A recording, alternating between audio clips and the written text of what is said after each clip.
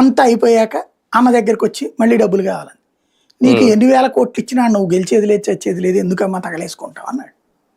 అయితే నా దాంట్లో వాటాలు ఇచ్చేసేయండి, అవన్నీ కోర్టులో ఉన్నాయి కదా అన్నాడు. ఇక అక్కడి నుంచి బిగినైన గొడవ చూసాం. అందుకని అన్నని బ్లాక్మెయిల్ చేయడానికి కాంగ్రెస్ లో చేరి ఇక్కడికే వచ్చింది ఆవిడ. దాంతో కడుపు మండిన అన్న, నా ఆస్తిలో నీకిస్తా, నువ్వు మళ్ళీ నాకే ఎసరు పెడతానంటే ఎందుకు ఇస్తాను పో అన్నాడు. కథ నడుస్తుంది. అక్కడ సీన్ ఏంది, ఆమె లిక్కర్లో బాగానే సంపాదించుకుంది. కేటీఆర్ తెలంగాణలో సంపాదించుకున్నాడు, అక్కడ వ్యాపారాల్లో పెట్టుబడుల లేకపోతే రాజకీయ అధికారాన్ని అడ్డు పెట్టుకుని ఎవరిని నొక్కాలో ఎవరిని తొక్కాలో, ఏ రియల్ ఎస్టేట్ వాళ్ళని ఏం చేయాలో ఏది చేయాలో ఆయన సంపాదించుకున్నాడు కేటీఆర్. కవిత ఏం చేసింది, ఈ నాన్న దగ్గర తీసుకున్న డబ్బుల లేకపోతే ఎక్కడి నుంచి తీసుకొచ్చిందో కానీ పెట్టుబడులు పెట్టుకుని దేశవ్యాప్త విస్తరణలో లిక్కర్ బిజినెస్ లో బాగా సంపాదించుకుంది. ఆ సౌత్ ఇండియా అనేటటువంటి లిక్కర్ టీం ఏదైతే ఉందో దాని ద్వారా బాగా సంపాదించుకుంది.